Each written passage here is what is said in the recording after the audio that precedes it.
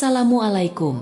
Selamat datang di channel Cerita Novika 2. Semoga hari ini teman-teman dalam keadaan sehat walafiat dan senantiasa diberikan kebahagiaan sepanjang hari. Hutan sawit Kalimantan menyambut siapa saja yang melintasi jalannya dengan suara jangkrik yang riuh dan udara lembab yang pekat. Jalan berkerikil yang mereka lalui sepanjang 1 jam terakhir terasa tidak ada ujungnya. Sebuah truk tua berwarna hijau yang penuh dengan muatan karung melaju pelan, membawa 3 penumpangnya di bagian belakang. Ketiganya tampak letih, dengan baju kerja yang mulai basah oleh keringat. "Masih jauh, Pak?" tanya Doni dengan nada sedikit keras agar supir di depan bisa mendengar, mengingat suara mesin truk yang meraung menutupi obrolan. "Sebentar lagi sampai," jawab supir dari balik kemudi. "Sabarlah. Tempat kalian gak jauh dari kantor utama." Bima, yang duduk di samping Doni, menghela napas panjang. Ia mengusap peluh di dahinya sambil memandang pemandangan di sekitarnya. Hamparan pohon sawit membentang sejauh mata memandang, hanya sesekali diselingi oleh pondok kecil yang tampak reot. "Ini benar-benar di tengah hutan," gumam Bima, lebih kepada dirinya sendiri. "Ya iyalah, namanya juga kerja di perkebunan," sahut Ardi, si paling pendiam di antara mereka bertiga. "Kalau mau di kota, mending jadi pegawai kantoran." Doni tertawa kecil. "Coba lihat Bima, muka dia kayak nyesel aja dapat kerjaan ini." Bima hanya mendengus dan tak membalas. Dalam hati, ia memang sedikit meragukan keputusannya untuk menerima pekerjaan ini. Tapi apa boleh buat, kebutuhan hidup memaksanya untuk keluar dari zona nyaman. Truk berhenti mendadak, membuat ketiganya terhuyung. Supir keluar dari kabin dan menunjuk ke sebuah bangunan kecil di pinggir jalan setapak. "Ini mes kalian," ujarnya singkat. Mes itu tampak seperti rumah panggung khas Kalimantan, dengan dinding kayu yang mulai lapuk dimakan usia. Catnya mengelupas, menyisakan warna kusam yang nyaris tak dikenali. Daun pintu depan tampak menggantung longgar, dan jendela-jendela di sekitarnya ditutupi debu tebal. "Ini tempat kita tinggal?" tanya Doni dengan nada tak percaya. "Memangnya kenapa?" "Gratis kok, gak usah banyak protes," balas supir itu, terdengar tak peduli. Ardi memandangi bangunan itu dengan alis mengerut. "Kok kayak gak pernah dihuni, ya?"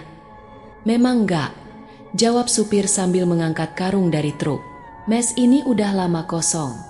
Dulu pernah dipakai pekerja lain, tapi ya begitulah." Doni menoleh curiga. "Begitulah apanya?" Supir hanya mengedikkan bahu. "Gak ada apa-apa kok. Kalian bakal baik-baik aja." Jawaban itu justru membuat suasana makin tak nyaman. Setelah barang-barang mereka diturunkan, supir itu segera berlalu, meninggalkan mereka bertiga di depan mes tua yang kini jadi rumah mereka. "Ya udah, ayo masuk," kata Bima akhirnya. Mereka bertiga menaiki tangga kayu yang berderit setiap kali diinjak. Di dalam, ruangan mes itu jauh lebih buruk daripada yang mereka bayangkan.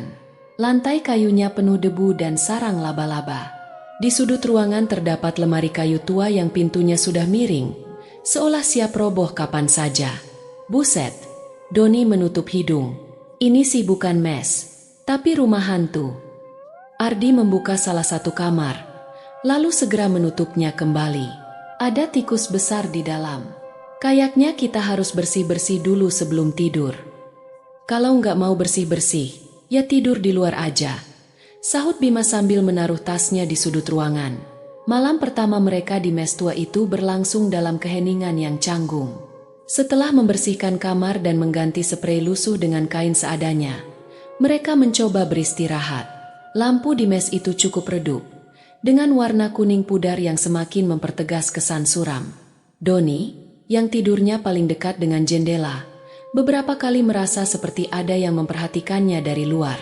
Setiap ia melirik arah kaca, yang terlihat hanyalah bayangan pohon sawit yang bergoyang diterpa angin. "Bima, Ardi, kalian dengar suara itu enggak?" tanya Doni tiba-tiba, memecah keheningan.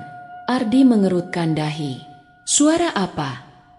"Itu kayak langkah kaki di luar," jawab Doni pelan. Bima, yang berbaring di kasurnya sambil memainkan ponsel, menggeleng. Lu terlalu paranoid, Don. Udah tidur aja. Namun, Doni tetap gelisah. Suara itu makin jelas. Derap langkah pelan, seperti seseorang berjalan mengitari mes. Ia mencoba mengintip lewat jendela, tetapi tak ada apa-apa di luar sana selain kegelapan. Mungkin itu cuma binatang, ujar Ardi, meski nada suaranya tak sepenuhnya yakin.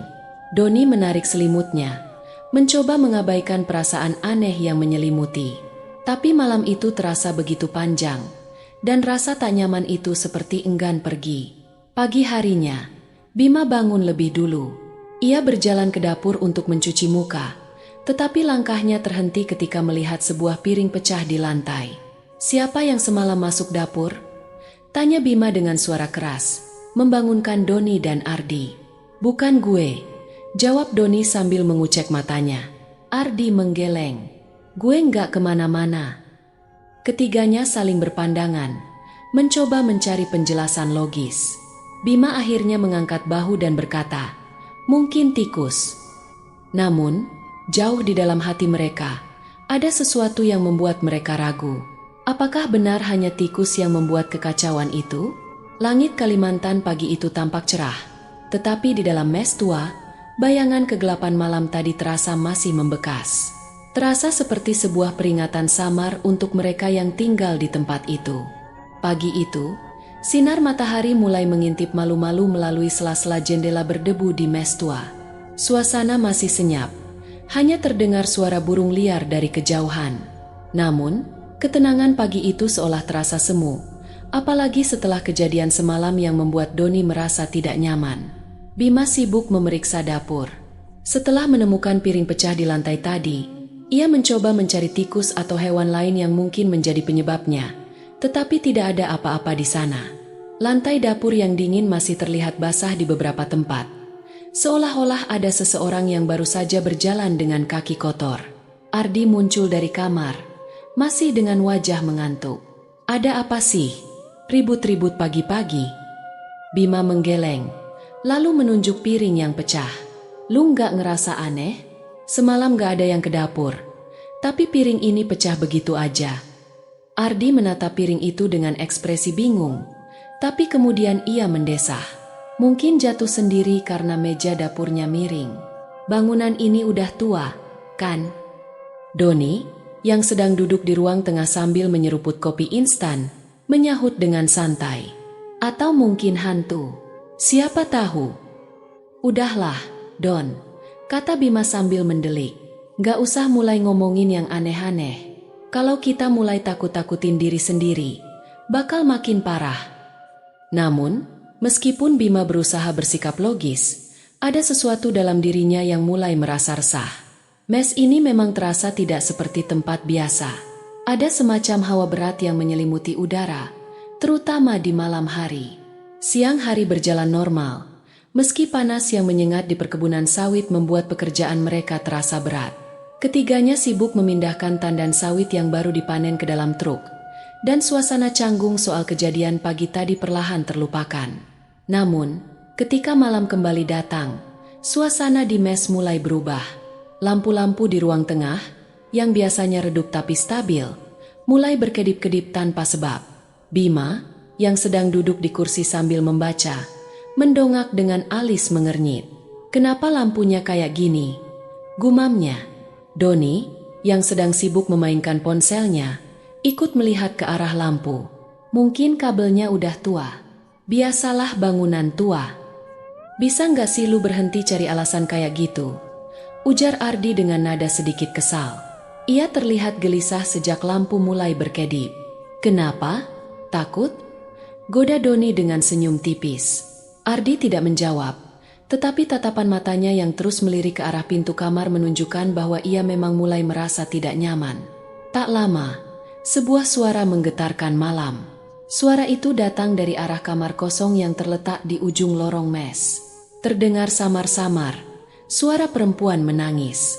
Doni, yang awalnya mencoba bersikap santai, langsung terdiam.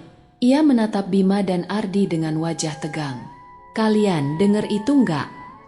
Bima, yang sejak awal bersikap skeptis, mencoba tetap tenang.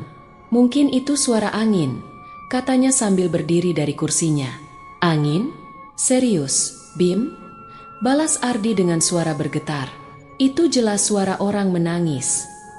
Ketiganya berdiri di ruang tengah, saling berpandangan dengan raut wajah cemas. Tangisan itu terus terdengar, semakin lama semakin jelas. Seperti ada seseorang yang benar-benar berada di dalam kamar itu. Udahlah, kita cek aja, kata Bima akhirnya, meskipun nada suaranya terdengar sedikit ragu. Doni dan Ardi mengikuti dari belakang, tidak terlalu yakin dengan keputusan Bima. Dengan langkah hati-hati, mereka menuju kamar kosong di ujung lorong. Pintu kamar itu setengah terbuka, memperlihatkan bagian dalamnya yang gelap gulita. Tangisan itu berhenti begitu mereka berdiri di depan pintu, meninggalkan keheningan yang justru lebih mencekam. Siapa di dalam?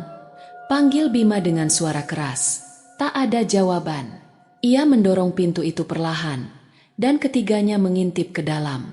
Kamar itu kosong, hanya ada sebuah kasur tua yang sudah robek di salah satu sudutnya. Namun, ada satu hal yang membuat mereka merinding. Di lantai kamar itu, mereka melihat bekas jejak kaki kecil yang basah, mengarah ke sudut ruangan. Keesokan harinya, rasa takut mulai menggerogoti pikiran Ardi. Ia hampir tidak bisa tidur sepanjang malam setelah kejadian itu. Bahkan Doni, yang biasanya selalu santai, kini lebih pendiam dari biasanya. Saat makan siang di kantin perkebunan, mereka mencoba mencari penjelasan dari penduduk lokal yang bekerja di sana. Seorang pria tua bernama Pak Jamin, yang sudah puluhan tahun bekerja di perkebunan itu, memperhatikan wajah cemas mereka dan bertanya, "Kalian kenapa? Kayaknya nggak enak badan." "Pak Jamin, kami mau tanya soal mes tempat kami tinggal," kata Ardi dengan hati-hati. Pak Jamin terdiam sejenak. Ia mengusap dagunya, seolah mempertimbangkan apakah ia harus menjawab atau tidak. "Mes itu sudah lama kosong sebelum kalian datang," katanya pelan. "Banyak orang gak mau tinggal di sana." "Kenapa?" tanya Doni, penasaran. Pak Jamin menghela napas panjang. "Dulu, mes itu dihuni seorang pekerja wanita. Dia orang baru juga, sama seperti kalian. Tapi, katanya, dia sering mendapat tekanan dari atasannya. Kerjanya terus dimarahi, bahkan sering dipermalukan di depan orang lain. Sampai akhirnya, dia gak tahan lagi." Bima mengerutkan dahi. "Gak tahan gimana, Pak?" "Dia gantung diri di salah satu kamar di mes itu," lanjut Pak Jamin, dengan nada suara yang semakin berat. "Sejak saat itu, banyak pekerja yang bilang mereka diganggu kalau tinggal di sana. Suara tangisan, bayangan hitam, bahkan beberapa pernah melihat sosok perempuan dengan mata kosong." Mendengar itu, wajah Ardi langsung memucat. Ia teringat tangisan yang mereka dengar semalam dan jejak kaki basah di kamar kosong. "Pak, kenapa perusahaan masih pakai mes itu kalau tahu ada cerita kayak gitu?" tanya Doni dengan nada protes. "Perusahaan gak percaya sama hal-hal kayak gitu. Mereka anggap itu cuma cerita rakyat," jawab Pak Jamin. "Tapi kalian hati-hati. Jangan ganggu tempat-tempat tertentu di mes itu." Setelah mendengar cerita dari Pak Jamin, ketiganya kembali ke mes dengan pikiran yang berkecamuk. Ardi menjadi lebih takut dari sebelumnya. Ia mulai memeriksa setiap sudut kamar sebelum tidur, bahkan menaruh benda-benda religius di dekat tempat tidurnya. Doni, meskipun berusaha tetap tenang, diam-diam merasa gelisah. Ia sering terbangun tengah malam, mendengar suara-suara aneh yang tidak bisa ia jelaskan. Bima, di sisi lain, tetap bersikap skeptis. "Cerita kayak gitu tuh cuma buat nakut-nakutin. Kalau kita nggak percaya, nggak akan ada yang ganggu," katanya dengan nada tegas. Namun, meskipun Bima mencoba bersikap rasional, ia tidak bisa mengabaikan perasaan aneh yang terus menghantuinya sejak mereka tinggal di mes itu. Malam berikutnya, kejadian aneh kembali terjadi. Suara tangisan perempuan itu terdengar lagi, kali ini lebih jelas dan lebih dekat. Lampu-lampu berkedip tanpa sebab. Bahkan satu bohlam pecah dengan suara keras di ruang tengah. Ketiganya hanya bisa terdiam dalam ketakutan. "Bima, masih mau bilang ini semua angin?" bisik Ardi dengan suara gemetar. Bima tidak menjawab. Untuk pertama kalinya, ia merasa keraguan mulai merayapi pikirannya. Di sudut kamar, bayangan samar seorang wanita dengan rambut panjang tampak berdiri. Ia hanya diam, tetapi kehadirannya cukup membuat jantung mereka berdetak kencang. Malam itu, mereka menyadari satu hal. Mes tua ini memang menyimpan sesuatu yang tidak bisa dijelaskan oleh logika. Malam itu, setelah semua aktivitas di perkebunan selesai, Doni masuk ke dapur untuk mengambil segelas air. Ia sedang merasa kehausan setelah bekerja seharian di bawah terik matahari. Kegelapan di luar jendela dapur terasa pekat, hanya diterangi oleh cahaya bulan yang tersaring melalui dedaunan pohon sawit. Doni menyalakan keran wastafel, membasuh wajahnya untuk mengusir rasa lelah. Saat ia mengangkat wajahnya, matanya secara tidak sengaja tertuju ke arah sudut dapur. Di sana, ia melihat sesuatu yang membuat tubuhnya seketika membeku. Sosok seorang wanita berdiri diam, mengenakan gaun putih panjang yang lusuh. Rambutnya tergerai menutupi sebagian wajahnya. Sosok itu hanya diam, tak bergerak, tetapi tatapannya, atau sesuatu yang terasa seperti tatapan, mengarah tepat ke Doni. Demi Tuhan! Doni berbisik, napasnya tersengal. Gelas yang ia pegang jatuh dan pecah di lantai. Tanpa berpikir panjang, Doni berlari ke ruang tengah. "Bima, Ardi, cepat ke sini!" teriaknya dengan panik. Bima dan Ardi, yang sedang duduk di ruang tengah, langsung berdiri dengan ekspresi bingung. "Ada apa, Don?" tanya Bima sambil menatap Doni, yang wajahnya sudah pucat pasi. Ada di dapur. Aku lihat dia, wanita itu." Doni menunjuk ke arah dapur dengan tangan yang gemetar. Bima mengerutkan kening. "Apa maksudmu? Wanita siapa?" "Dia yang menangis malam-malam itu. Dia ada di sana." Ardi langsung merasakan hawa dingin merambat di punggungnya. "Kita harus cek," ujarnya pelan, meskipun jelas ia tidak ingin masuk ke dapur. Bima, dengan raut wajah tak percaya, berjalan lebih dulu. Ia menyalakan lampu dapur dan melangkah masuk, diikuti oleh Ardi dan Doni. Namun, dapur itu kosong. Tidak ada apa-apa di sana selain pecahan gelas yang tergeletak di lantai. "Mana? Lu ngelawak, Don?" tanya Bima dengan nada kesal. Doni menggeleng keras. "Aku beneran lihat, Bim. Dia berdiri di sana, di sudut itu." Ia menunjuk ke tempat sosok itu tadi berdiri. Bima menghela napas panjang. "Doni, lu mungkin kecapean. Otak lu mainin imajinasi. Nggak ada siapa-siapa di sini." Namun, Ardi hanya berdiri diam.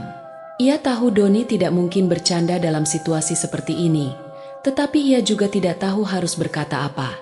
Kegelapan di dapur itu terasa menekan, seolah-olah ada sesuatu yang bersembunyi di balik bayangan. Kejadian di dapur hanya permulaan. Teror di mes tua itu mulai meningkat keesokan harinya. Saat sedang bersiap untuk berangkat ke perkebunan, Bima mencari buku catatan kerjanya yang ia letakkan di meja ruang tengah malam sebelumnya. Namun, buku itu tidak ada di sana. "Doni, Ardi, kalian ada lihat buku catatan gue?" tanya Bima dengan nada frustasi. "Enggak," jawab Doni sambil mengangkat bahu. Ardi menggeleng. "Lu yakin tadi taruh di sini?" "Yakin banget," jawab Bima. Ia mulai mencari di seluruh ruangan, membuka laci, memeriksa di bawah meja, tetapi tetap tidak menemukan apa-apa. Akhirnya, mereka menemukannya di kamar mandi, tergeletak basah di lantai. "Kenapa bisa ada di sini?" tanya Doni dengan nada bingung. "Entahlah," jawab Bima sambil memungut buku itu dengan hati-hati. "Mungkin gue lupa naro." Namun, bahkan Bima sendiri tidak yakin dengan ucapannya. Ia tahu ia tidak mungkin meninggalkan buku itu di kamar mandi. Hal aneh lainnya terjadi di malam hari.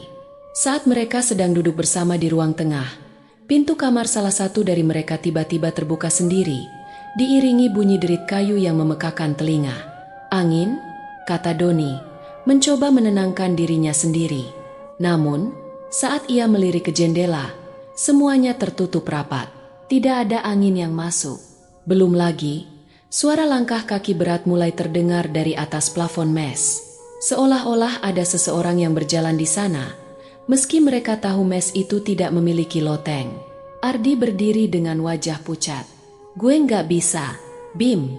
Kita harus keluar dari sini. Ini udah nggak masuk akal. Permintaan Ardi untuk meninggalkan mes menjadi perdebatan sengit di antara mereka bertiga. Ardi, lu dengar sendiri suara itu. Lu lihat sendiri pintu itu kebuka. Gimana caranya lu mau jelasin semua ini dengan logis? Tanya Doni. Bima, yang masih berusaha bersikap skeptis, menggeleng keras. Kalian terlalu gampang percaya sama hal-hal mistis. Ini semua cuma kebetulan. Buku pindah tempat? Mungkin kita lupa naro. Pintu kebuka? Mungkin engselnya rusak. Suara di plafon? Mungkin tikus. Tikus? Seru Ardi dengan nada marah. Bim, lu serius? Kita jelas-jelas dengar langkah kaki manusia, bukan suara tikus. Bima mendesah panjang. Ardi, kita di sini buat kerja. Kalau kita keluar dari mes ini, kita nggak tahu perusahaan bakal kasih tempat apa ke kita. Lagi pula, apa kita mau kalah sama cerita hantu? Kita harus tetap fokus. Doni, yang biasanya lebih banyak bercanda, kali ini ikut bersikap serius. Bim, gue ngerti maksud lu, tapi ini beda. Apa yang kita alami di sini nggak wajar. Kalau kita terus tinggal di sini, entah apa yang bakal terjadi. Perdebatan mereka terus memanas. Ardi mulai kehilangan kesabaran, sementara Bima tetap bersikeras bahwa semuanya hanya kebetulan. Doni, meski mencoba menjadi penengah, tidak bisa menghilangkan rasa takut yang semakin besar di dalam hatinya. Namun, pada akhirnya, keputusan Bima yang menang. Mereka tidak punya pilihan lain selain tetap tinggal di mes itu, setidaknya untuk sementara waktu. Malam berikutnya adalah puncak dari semua kejadian aneh yang mereka alami. Sekitar pukul 2 pagi, Doni terbangun oleh suara langkah kaki di ruang tengah. Awalnya ia berpikir itu adalah Bima atau Ardi yang sedang ke kamar mandi. Namun, ketika ia keluar untuk memeriksa, ruang tengah itu kosong. Lampu di ruang tengah berkedip-kedip dengan cepat, membuat bayangan di sekitarnya terlihat bergerak-gerak. Tiba-tiba, dari sudut matanya, Doni melihat sosok wanita yang sama seperti di dapur malam itu. Kali ini, sosok itu berdiri di depan jendela ruang tengah, punggungnya menghadap ke Doni.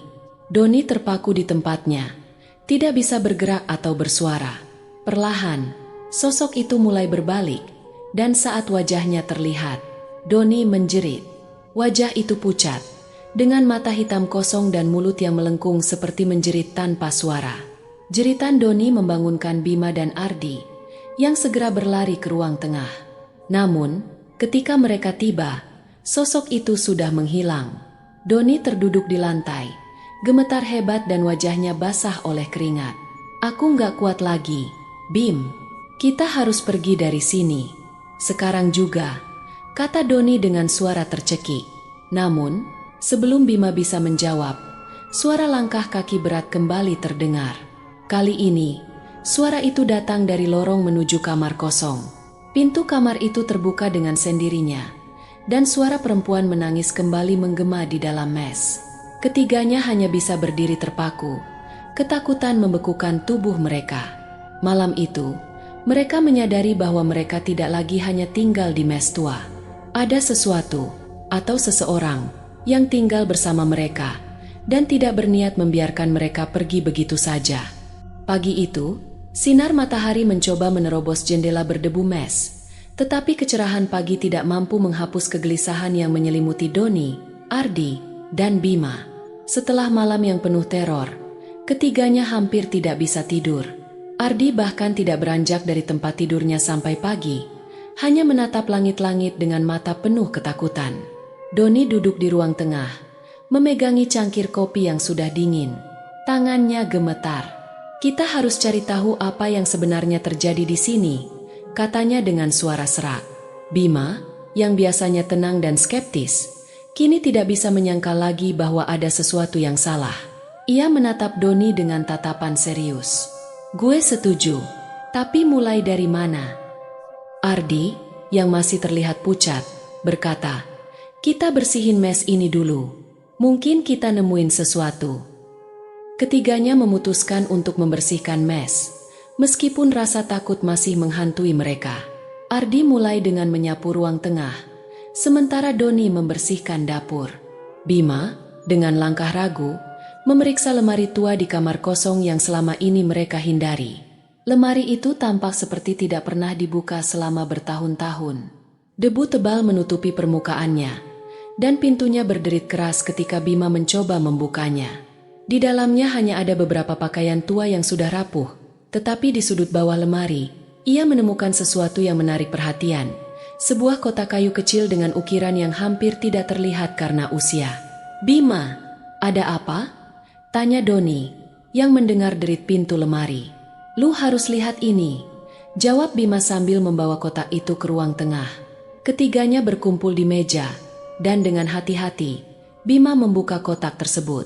Di dalamnya, mereka menemukan beberapa foto hitam putih yang sudah menguning. Foto-foto itu memperlihatkan seorang perempuan muda dengan wajah cantik, mengenakan seragam kerja sederhana. "Apa ini?" Ardi bertanya pelan, sambil memegang salah satu foto. Selain foto, ada juga sebuah surat perpisahan yang ditulis dengan tulisan tangan yang terlihat tergesa-gesa. Kata-kata dalam surat itu penuh dengan emosi, amarah, keputusasaan, dan rasa sakit. "Aku tidak sanggup lagi. Mandor itu memperlakukan aku seperti binatang. Tidak ada yang peduli. Aku lebih baik mati daripada hidup seperti ini." Di dalam kotak itu juga terdapat seikat rambut hitam yang sudah kusut. Doni merinding melihatnya, merasa seolah-olah benda itu masih memiliki sisa energi dari pemiliknya. "Ini dia," kata Doni pelan. "Perempuan yang menghantui kita." Setelah menemukan kotak kayu itu, mereka sepakat untuk berbicara dengan Pak Jamin, kakek penjaga perkebunan yang tampaknya mengetahui banyak tentang sejarah mes tua tersebut. Ketiganya berjalan menuju pos jaga di tepi perkebunan.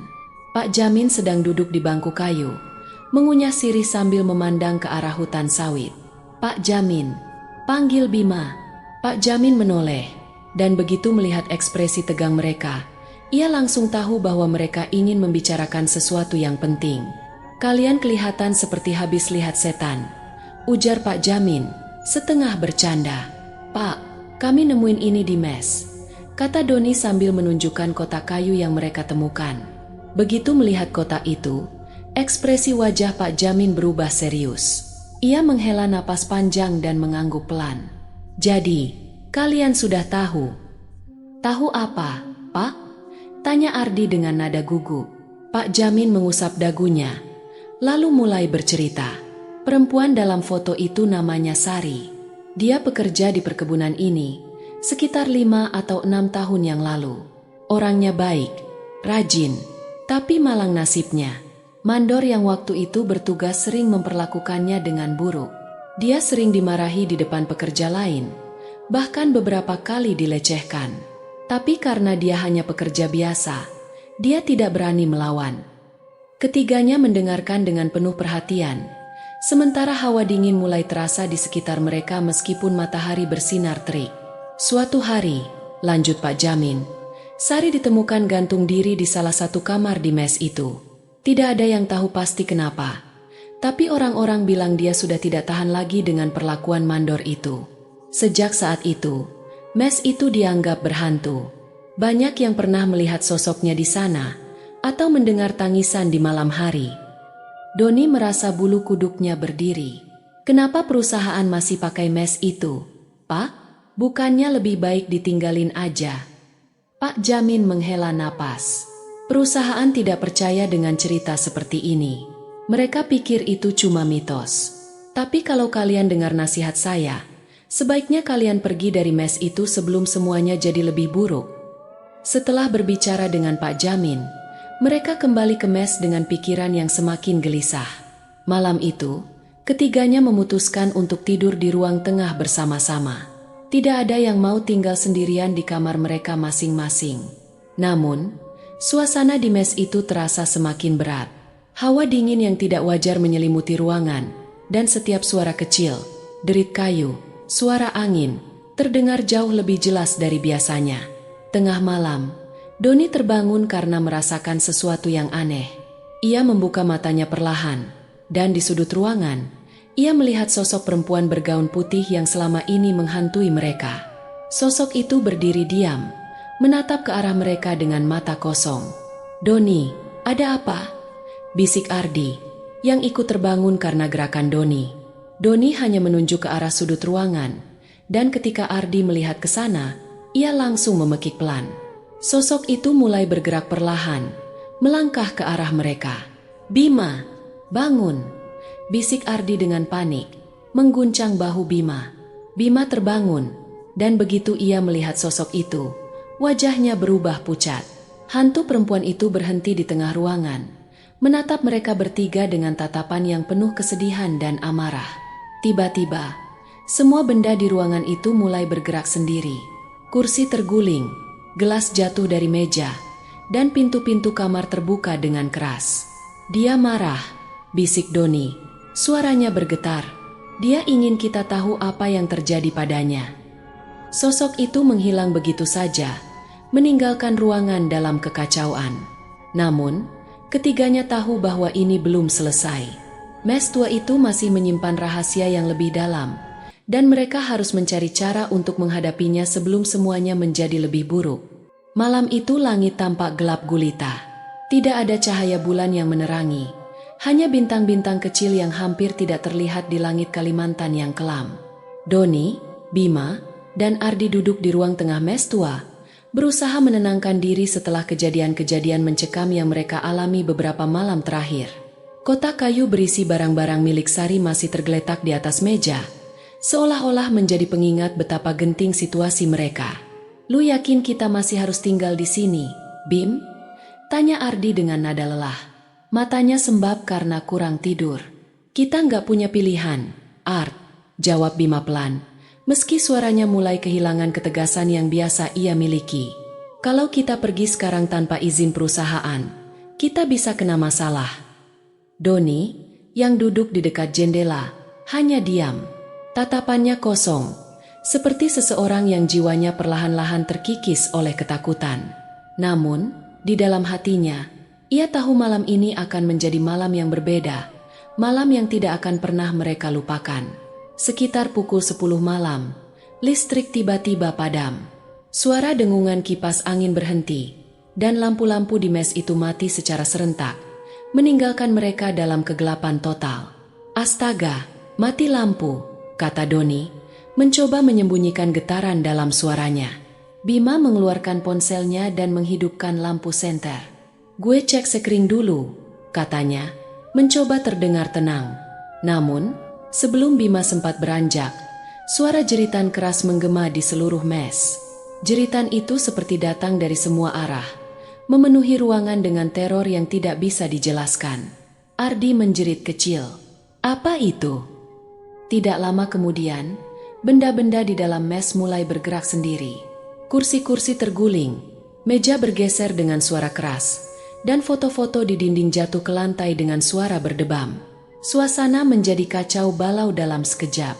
Di tengah kekacauan itu, sosok perempuan bergaun putih muncul di lorong panjang mes. Ia tidak lagi sekadar berdiri diam seperti malam-malam sebelumnya.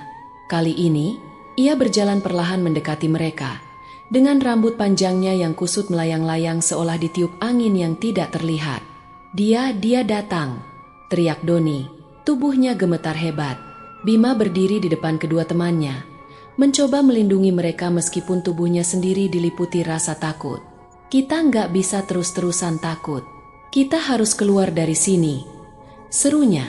Namun, ketika mereka mencoba menuju pintu keluar, pintu itu tiba-tiba tertutup dengan keras, seolah ada kekuatan tak terlihat yang menghalangi mereka. Suara jeritan perempuan itu semakin keras, menggema di seluruh mes. Sosok hantu itu kini semakin dekat. Wajahnya yang pucat dengan mata hitam kosong mengerikan terlihat jelas di depan mereka. Bima mencoba berpikir cepat. "Kita harus tetap tenang. Jangan panik," katanya, meskipun ia sendiri sedang berjuang keras melawan ketakutannya. Doni memegang kotak kayu yang mereka temukan sebelumnya. Mungkin ini yang dia cari. Mungkin dia ingin barang-barang ini. Kalau gitu, Kita kasih aja kotaknya ke dia, ujar Ardi dengan suara hampir menangis. Namun, saat Doni mencoba meletakkan kotak itu di lantai, sesuatu yang tidak terduga terjadi. Kotak itu melayang di udara, lalu jatuh dengan keras. Seikat rambut di dalamnya terlempar keluar, dan tiba-tiba, tangisan perempuan itu berubah menjadi jeritan kemarahan yang mengguncang seluruh ruangan. "Hati-hati, jangan sampai kita bikin dia lebih marah," kata Bima. Ketiganya mundur ke sudut ruangan, berusaha menghindari sosok hantu itu yang kini tampak melayang di udara. Rambutnya bergerak liar seperti ular. Lampu senter ponsel mereka berkedip-kedip, hampir mati. Doni, yang sejak awal selalu gelisah, kini kehilangan keberaniannya. "Kita nggak akan selamat dari sini. Dia nggak akan biarin kita pergi." Namun, Bima tidak menyerah. Untuk pertama kalinya, ia merasa bahwa ia harus memimpin mereka keluar dari situasi ini. Dengan suara tegas, ia berkata, "Dengar, kita harus cari cara untuk keluar dari sini. Jangan biarkan ketakutan menguasai kita." Sementara Bima mencoba menenangkan Doni dan Ardi, sesuatu yang aneh terjadi pada Ardi. Ia merasa penglihatannya mulai kabur, dan tiba-tiba, ia seperti melihat kilasan kejadian dari masa lalu. Dalam penglihatannya, ia melihat seorang perempuan, Sari, sedang berdiri di mes yang sama. Wajahnya penuh kesedihan, dan ia dikelilingi oleh sekelompok pria yang tampak memarahinya. Salah satu dari mereka adalah mandor yang disebutkan oleh Pak Jamin. Mandor itu mencengkeram lengan Sari dengan kasar, berteriak padanya, sementara pekerja lain hanya diam, tidak berani melawan. Penglihatan itu berubah. Kini Ardi melihat Sari sendirian di kamarnya, menangis sambil menulis sesuatu di selembar kertas. Kemudian, ia berdiri di atas kursi, mengikatkan seutas tali ke langit-langit, dan mengakhiri hidupnya dengan cara yang tragis. Ardi tersentak keluar dari penglihatannya. Ia jatuh terduduk di lantai. Napasnya memburu. Dia hanya ingin kita tahu apa yang sebenarnya terjadi padanya. Dia hanya ingin keadilan. Bima menoleh ke Ardi dengan mata membelalak. "Maksud lu apa, Art?" "Dalam penglihatan gue, dia diperlakukan dengan kejam.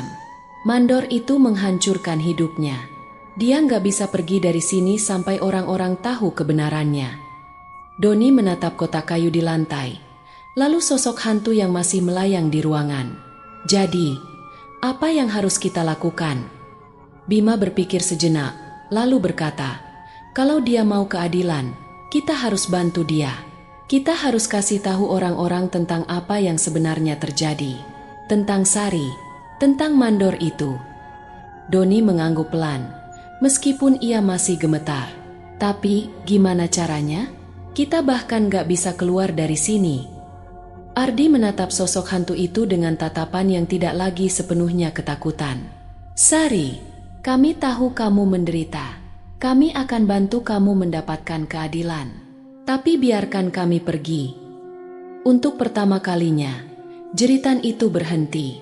Hantu Sari tampak diam di tempatnya, seolah sedang mendengarkan kata-kata Ardi.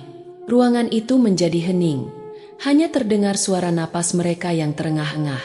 Sosok Sari perlahan memudar, tetapi tidak sepenuhnya menghilang. Ia hanya berdiri diam di sudut ruangan, memperhatikan mereka. Lalu, pintu mes yang tadi tertutup rapat tiba-tiba terbuka. Angin dingin berhembus masuk, membawa aroma lembab yang menusuk. "Ini kesempatan kita," kata Bima sambil menarik kedua temannya. Ketiganya berlari keluar dari mes tanpa menoleh ke belakang. Malam itu, mereka meninggalkan mes tua yang penuh dengan teror dan kesedihan. Namun, mereka tahu bahwa tugas mereka belum selesai. Mereka harus memastikan bahwa cerita tentang Sari tidak terkubur lagi. Malam itu terasa lebih mencekam daripada sebelumnya. Setelah berhasil keluar dari mes dengan segala ketegangan yang terjadi, Doni, Bima, dan Ardi tidak langsung melarikan diri ke tempat yang aman. Mereka berhenti di halaman mes, mencoba menarik napas panjang dan menenangkan diri. Namun, dalam hati mereka tahu, teror ini belum selesai. "Dia belum pergi, Bim," kata Ardi dengan nada pelan namun tegas. Ia masih memegang kotak kayu yang ditemukan di kamar kosong, Seolah benda itu adalah kunci dari semua misteri ini.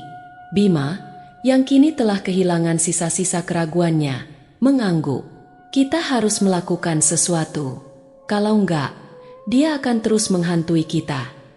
Doni menatap mereka dengan mata yang masih penuh ketakutan. Apa yang bisa kita lakukan? Kita bahkan gak tahu apa yang sebenarnya dia mau. Ardi menatap kotak kayu itu dengan serius.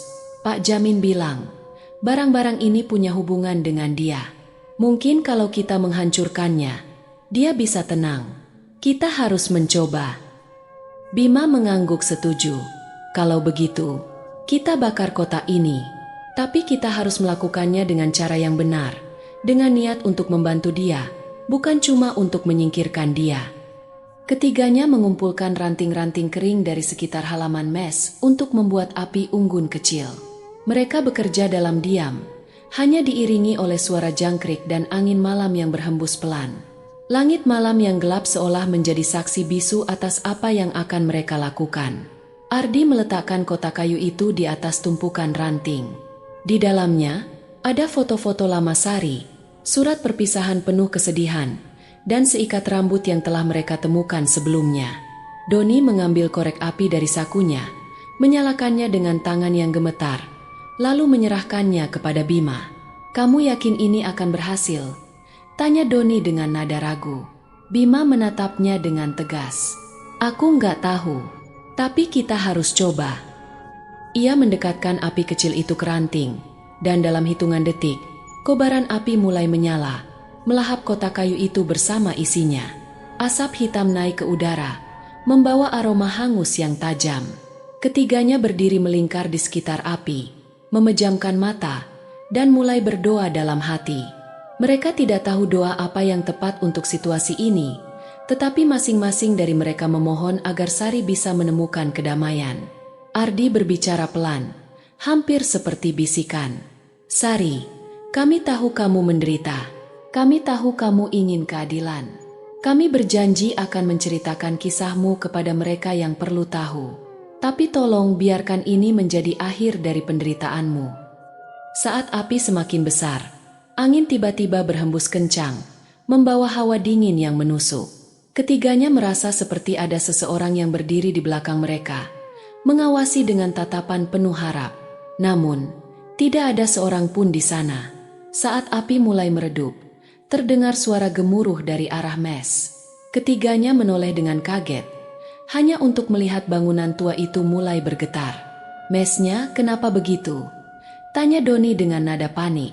Bangunan kayu itu retak di beberapa bagian, seolah-olah ada sesuatu yang mendorongnya dari dalam. Dinding-dindingnya bergoyang, tiang-tiang penyangganya patah, dan dalam sekejap, seluruh mes itu runtuh dengan suara menggelegar, menimbulkan awan debu tebal yang membumbung ke udara. Ketiganya hanya bisa berdiri terpaku, menyaksikan kehancuran itu dengan mulut ternganga. Mes yang telah menjadi tempat tinggal mereka selama beberapa minggu terakhir kini hanya tinggal puing-puing. "Dia sudah pergi," bisik Ardi, nyaris tak terdengar. Bima menatap puing-puing itu dengan perasaan campur aduk. Ada rasa lega, tetapi juga kesedihan. "Dia akhirnya tenang," katanya pelan. Keesokan harinya, ketiganya melaporkan kejadian tersebut kepada pihak perusahaan. Meski mereka tidak menceritakan detail tentang teror yang mereka alami, mereka mengatakan bahwa mes itu runtuh secara tiba-tiba karena kerusakan struktur. Manajemen perusahaan, yang awalnya tidak percaya dengan cerita mistis, akhirnya setuju untuk memindahkan mereka ke mes baru yang berada lebih dekat ke kantor utama. Mes baru itu jauh lebih layak. Bangunannya lebih bersih, lebih terang, dan tidak ada tanda-tanda suram seperti di mes sebelumnya. Namun, meskipun mereka telah pindah ke tempat yang lebih aman, ketiganya tahu bahwa mereka tidak akan pernah melupakan pengalaman mereka di mes tua itu. Ardi mulai sering bermimpi tentang Sari. Dalam mimpinya, ia melihat Sari tersenyum tipis, seolah-olah berterima kasih kepada mereka karena telah membantunya. Namun, setiap kali Ardi terbangun, ia masih merasa ada sesuatu yang mengawasinya dari kejauhan. Doni, yang paling sensitif terhadap kejadian mistis, merasa bahwa ia sesekali mendengar suara tangisan perempuan di malam hari, meskipun ia tahu itu hanya bayangannya sendiri. "Bima, Meski berusaha tegar, sesekali memikirkan kembali sikap skeptisnya di awal. Ia menyadari bahwa ada hal-hal di dunia ini yang tidak bisa dijelaskan oleh logika semata. Malam terakhir di mes tua itu menjadi pelajaran berharga bagi ketiganya. Mereka belajar bahwa masa lalu yang kelam tidak bisa diabaikan begitu saja. Kebenaran harus diungkap, tidak peduli seberapa menyakitkan atau menyeramkan. Mereka juga menyadari pentingnya keberanian untuk menghadapi ketakutan. Meski awalnya mereka hanya ingin lari, pada akhirnya mereka memilih untuk melawan dan membantu arwah Sari menemukan kedamaiannya. Bagi mereka, pengalaman ini akan selamanya menjadi bagian dari hidup mereka. Dan meskipun hantu Sari mungkin sudah pergi, kenangan akan tragedinya akan selalu menghantui hati mereka, mengingatkan mereka bahwa setiap jiwa yang tersakiti pantas mendapatkan keadilan. Demikian cerita hari ini. Semoga teman-teman dapat terhibur dan dapat mengambil hikmah kebaikan isi di dalamnya. Jangan lupa juga bagikan cerita ini kepada teman-teman yang lain agar mereka juga bisa mendapatkan hiburan yang sama. Mohon maaf apabila ada kesalahan kata dan ucapan kami dalam membacakan cerita ini. Terima kasih dan wassalamualaikum.